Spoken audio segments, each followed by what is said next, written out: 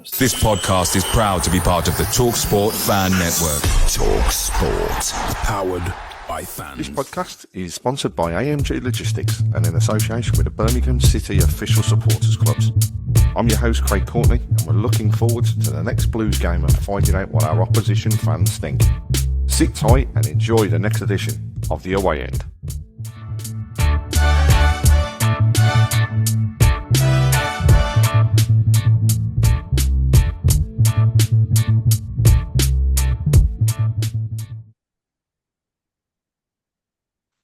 Hi, it's week 5 of the away end, and as we come off the back of the international break, we're looking forward to the next set of games and our upcoming visit to the Bet365 Stadium, playing, you can say local rivals really, Stoke City.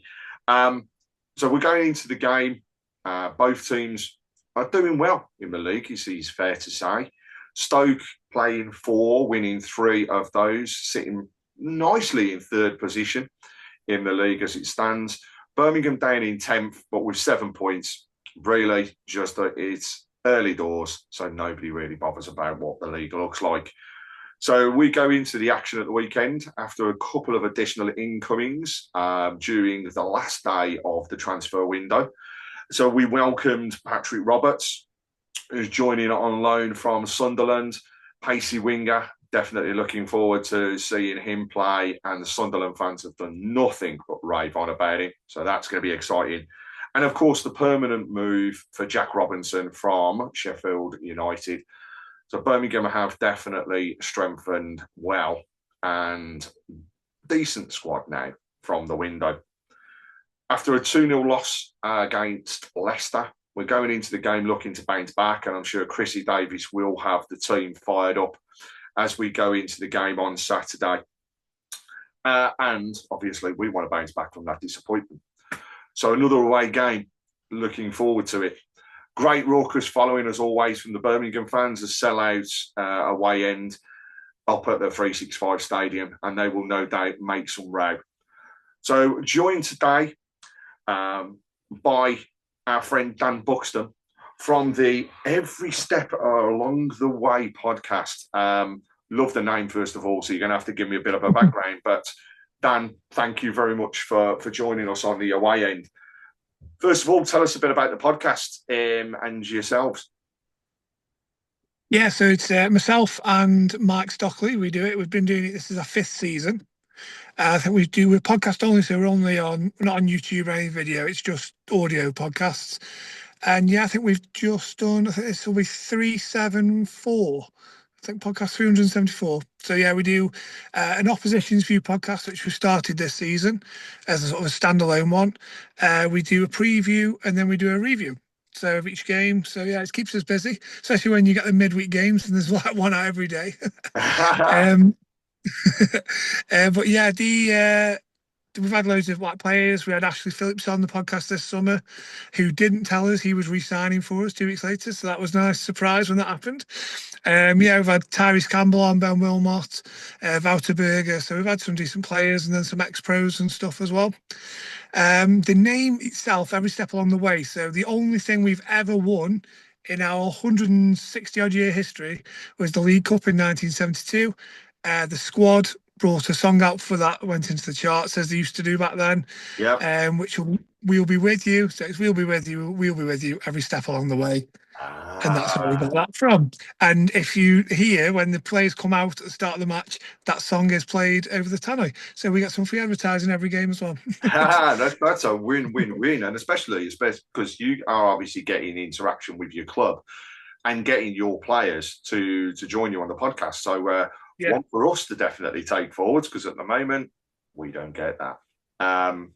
But yeah, we got the initial one going direct to Tyrese, and then I think that was that they suddenly realised that we weren't just going to be messing around, and they trusted us a bit more then to let us have other players. Excellent. That's the way. I think that's the way every club should work, and hopefully we can change a few things around there. So, Birmingham Stoke. I mean, obviously going back over the years, many years that I've been watching Birmingham. I'd honestly say that there's been some great games and there's been some damp and drivel games. You know, we really enjoyed them. Yeah. We go from the one extreme of a 7-0 drubbing up at your place through to, you know, beating Birmingham on continuous occasions as we've gone through it, and really having I think a bit of a run of results against us, which slowly the tide is beginning to turn. When we look at the record, though, over the years, Stoke and Birmingham playing each other, and Birmingham have won 40 of those. We have drawn 26 games between us. You're just ahead at the moment with 45 wins. So, as always, they come very close, especially when it's our two clubs. And as over the histories as well, we've not only exchanged players, but managers. Birmingham fans, some of them frown upon the name Lou Macari, but he took us to Wembley. He won a trophy. And then he went to you guys. And I'll never, ever, ever forget that first game at St Andrews when he was in charge, because that was my first ever game where I travelled on my own. And what happened? It was a riot. So what can we say? It comes with both clubs. I have also had, I will say, the pleasure of travelling to both your old and new ground up in Stoke. So experiences and different things each time. I've also been up there when, let's, as fans, throw turf at each other. I mean, some of these things that happen is ridiculous. But in our last 5, 2 wins and 1 loss for Birmingham, 2 draws. So again, still close. The last time we played each other, in fact, was January 2024 in the league, up at a 3-6-5. Birmingham got a 2-1 result. You know, it wasn't very often that we actually won away from home in that season. So it was one of those one-offs. But mentioned at the beginning, you've started on a bit of a flyer after just surviving, I think it's fair to say, last season. Mark Robins appears to now be putting a little bit of authority onto the team, building it with the squad that he wants. Tell us a little bit about what we can expect from Stoke. You know, how does Robins tend to set the team up? What can we expect up at a 3-6-5? And where are your strengths and weaknesses? Right. So I would say, if you're looking at strength-wise, there's pace up front. He's managed to get a solid defence now. I do think, and I don't think it's hyperbole to say, that Victor Johansson is the best shot stopper in the league. And we called upon him far too often last season. If it wasn't for him, I think every Stoke fan is united in saying if it wasn't for him, we would have been relegated last season quite comfortably. Some of the saves and some of the ways he kept us in games was amazing. And this season, we now seem to have a much more solid, like I say, line in front of him. The midfield is a lot more combative as well, and getting stuck in and being able to protect that defence. And we've now got outlets. So for the last few years, we've been playing with inverted wingers. Mm-hmm. So left foot on the right foot on the left, and nobody ever goes past anyone. Nobody ever goes around the outside. For a striker, it's a nightmare because they never get the service foot and get the balls played in when they want them. And we've signed Sorba Thomas this summer, and it's just been a complete transformation in how we can attack. Because now we just play him on the left, and he will literally knock the ball past the fullback and run past them. He'll get to the byline, try and put crosses in. And so Mubama has come from Manchester City. We were already saying he looks like the most complete 19-year-old striker I think I've seen in a long time. Don't get me wrong, he's not. I'm not saying he's like fantastic or should be playing for Manchester City where he's unknown from, but he's got a bit of everything about his game. Like, he's strong, he can hold it up, he makes the right runs, he's got good movement, he finishes well. So he's got a bit of everything. Obviously, he needs to sort of round the edges off, and stuff. So that's why he's with us. But it's really promising. Like I say, so we've got him up front giving us the focal points. We've got Manos trickery on the right and pace and ability to get shots off on that left foot when he cuts inside. And we've got Sorba Thomas, who is a good traditional Stoke winger, ones who we like to see down at the Bet 365, like I say, who can sort of take people on and get crosses in. So that's, we sort of get the solid defensively and then just get the ball forward quickly. Not technically long ball, but progressive passes. We're looking to pass forward when we get the ball. So similar by the sounds of it to how Robbins had Coventry playing before he lost his job there, really, in terms of the structure that he followed and the type of football that he wanted to play. So, I mean, you've had, first of all, some great results since the start of the season.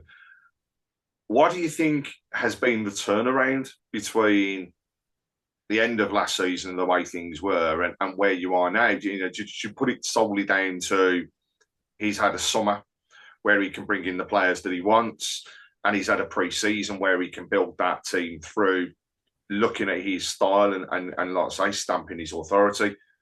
Or do you just think it's, I mean, do I say, is it a lucky start? How do you feel as a Stoke fan at the moment?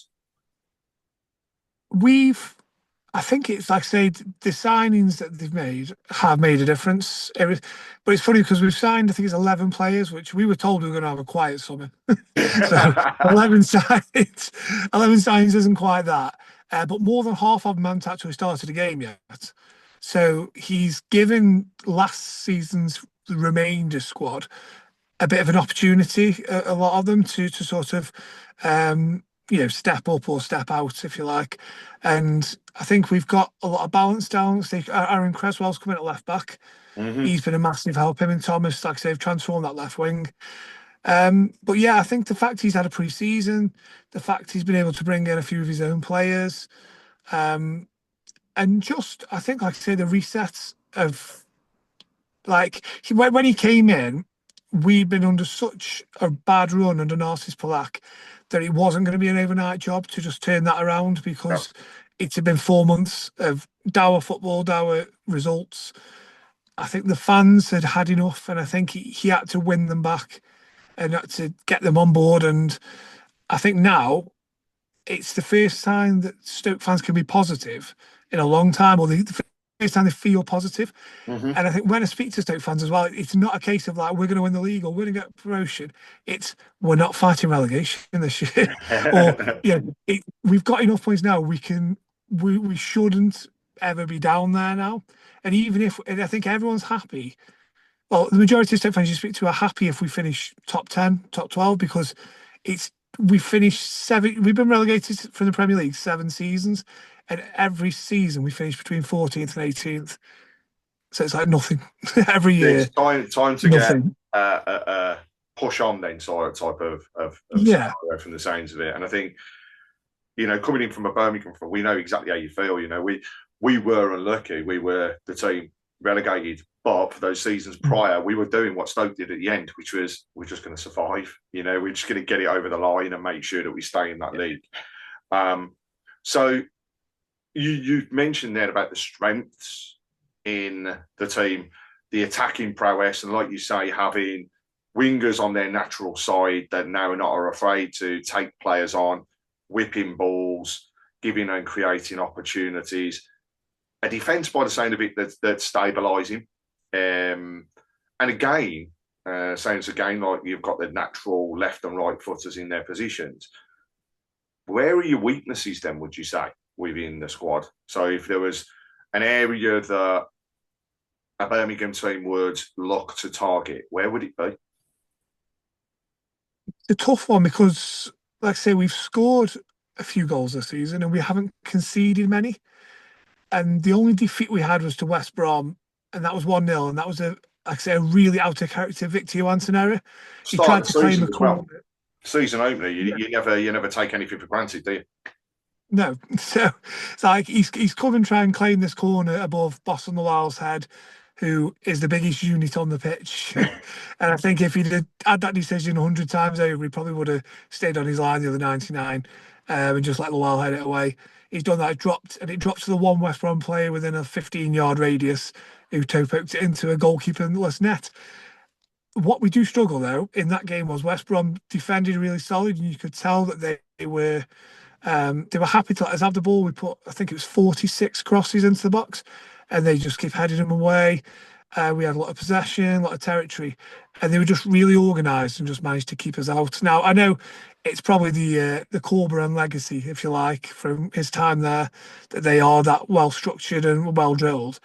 But yeah, that's a potential weakness for us. Is if you get in front, we maybe not, maybe we still are struggling.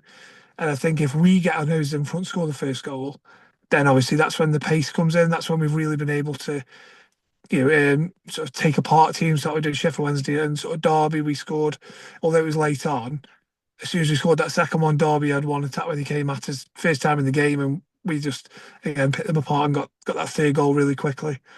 So yeah, I'd say that's the weakness, is trying to break down opposition who can sit in and be really well drilled and compact.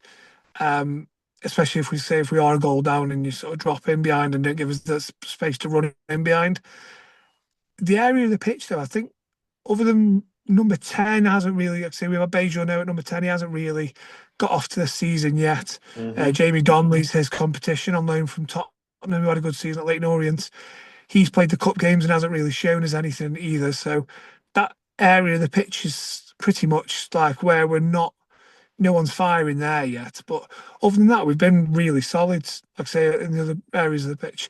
But yeah, if we had a weakness, it is sort of breaking teams down, I'd say, on what we've seen so far. So from what you've seen of Birmingham so far this season, obviously you would have seen them in the years of the downturn and the horrible types of football and scrapping types of football that we had to go through. But from what you've seen of Birmingham across last season and into this season, are there areas that you fear? Are there areas that you'd be concerned about?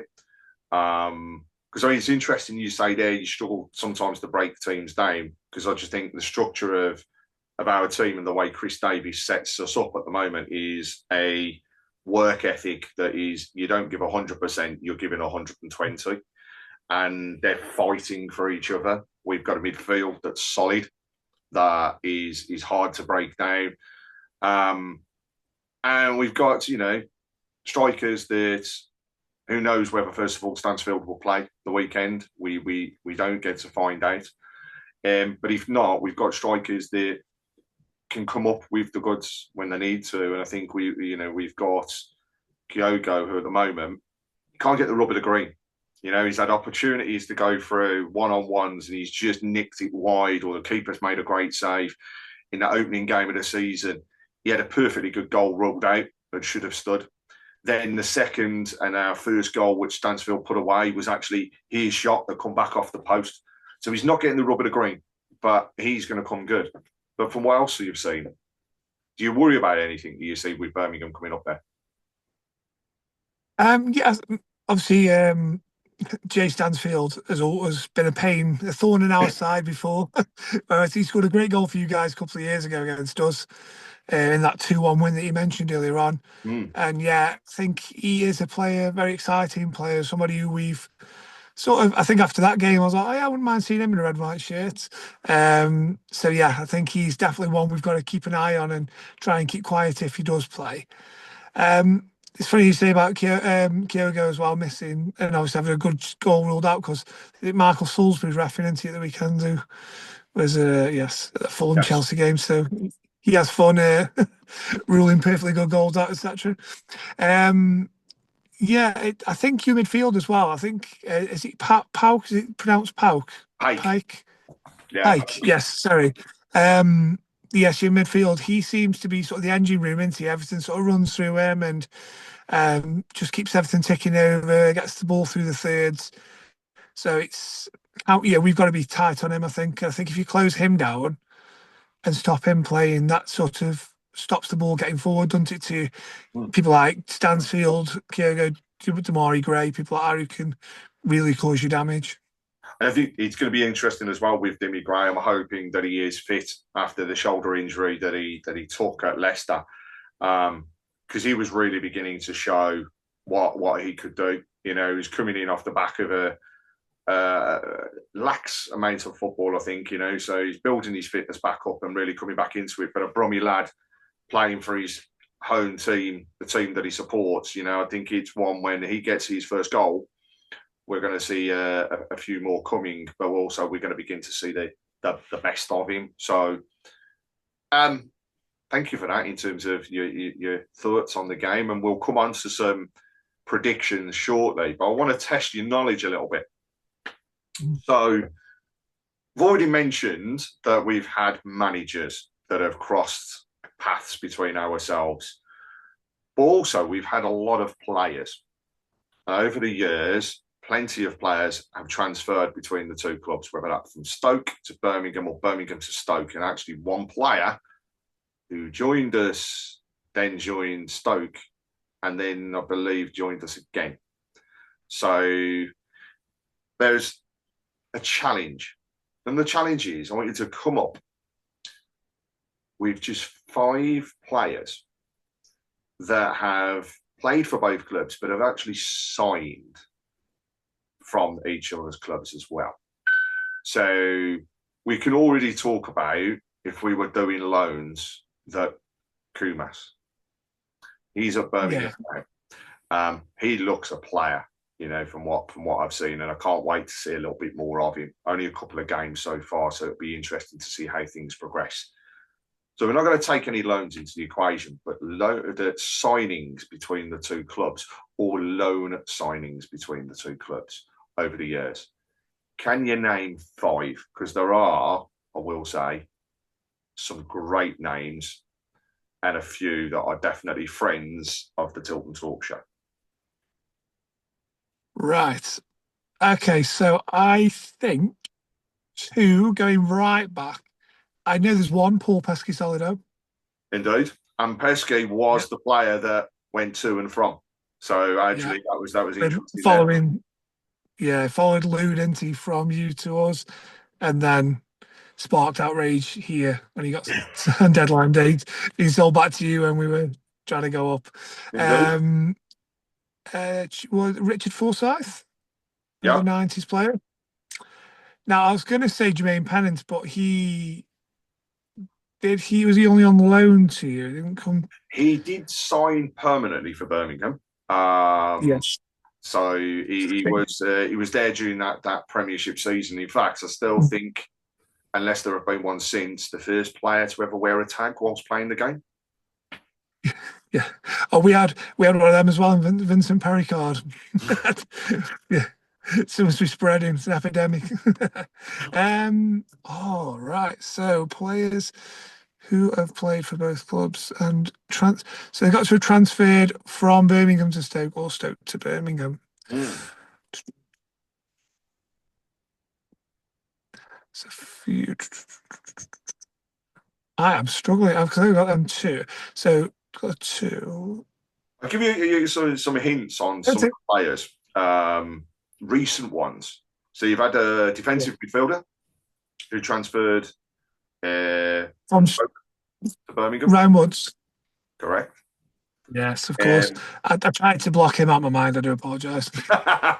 Funnily enough, there's a lot of people that say that at Birmingham as well. You've also had a left midfielder who signed from Stoke to Birmingham as well. American, far from set the world alight. Breck Shea, yeah. One of those severely frustrating players from my front that you could see had ability, but never just had no idea how to use it. No idea. We've mentioned goalkeepers, you know what I mean? So there's actually 2 goalkeepers. Jack Butland. Indeed. And Jack obviously signed from Birmingham for Stoke that season, 3.8 million, I think he signed for. And then he was loaned back to Birmingham. So we had him back. But we have had a goalkeeper, Birmingham to Stoke, 23-24 season. Probably only a young. Oh, well, we've had that many goalkeepers in recent time. We've just trying to think who the young keepers we've had. And the other thing is, you've only got one more to name, and I've just chucked a goalkeeper in there. So if you can think of any others, it's not a problem. Are there any other goalkeepers on that list? Because I've got one in mind, but I'm not sure if he came from Birmingham. Going back a few years. We have a goalkeeper Yes, but I've got it as the 1910-1911 season. So No, not that side. Can't name him. Oh, it's interesting. Yeah. You've had plenty of you like defenders, especially the right hand side. You like the centre forwards from Birmingham, is the other thing. You've mentioned one of the midfielders already, in Richard Forsyth, anyhow. But you do like our strikers over the years. A left back who is now a Premiership manager. Oh, left back is now a Premiership manager. Graham Potter. Graham Potter. Indeed. Yes. Yes, I know he went Southampton from here.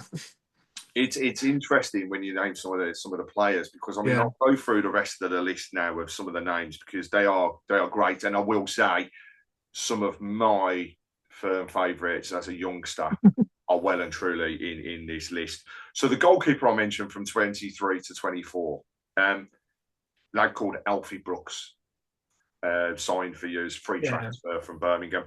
You mentioned Ryan Woods. You've also had a left back, Bobby Mosley, again one of our youngsters that moved across. Yeah. We've mentioned Breck Shea, Jack Butland. Jack Butland at the time, I always remember as well, coming to you as what was touted the next England goalkeeper. Made a complete cock up in one of his games and didn't get a look in afterwards. So shame really, but doing well up in Scotland now. Sam Wesley, right back from Birmingham to Stoke as a free transfer in 2012, 2013. Then we go into the first of the strikers, Cameron Jerome. Very much legend of Birmingham, but also a friend of Tilton Talk. He's actually been on with us as a guest. Really, really, really nice chap. And he signed for $4.5 million. So it's actually one of the bigger transfers. I think the biggest actually across to yourselves. Stephen Kelly, right back, was a loan transfer from Birmingham to yourself. Another loan transfer and striker. And true gentleman, again, friend of Tilton Talk, Tommy Mooney. What an absolute legend he was at the club. Mentioned Richard Forsyth and Paul Pascalino already. Jason Beckford came to yourselves from Birmingham. Keith Downing came to yourself from Birmingham back in 94, 95. Then we really go back over the years. Dave Regis, 94, 95. Attacker, came from Stoke to Birmingham. But it's at that point that you then start looking at some of the great players that I remember from the early days. Kenny Lowe was one. He could turn it on when he wanted to, but not all the time. But Ian Clarkson, captain, legend for both clubs, did fantastically well in both areas.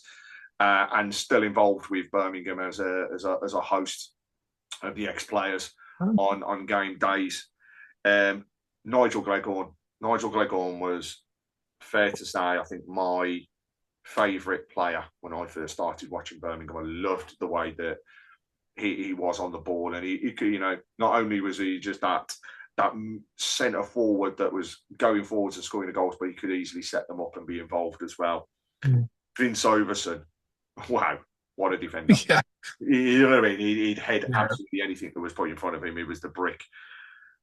And then we go back a little bit longer, because we've also got Howard Kendall, came to yourselves from Birmingham. Jimmy Greenoff, centre forward. At the time, signing for just 115,000. But when you think about that back in 1969, 1970, that was a lot of money.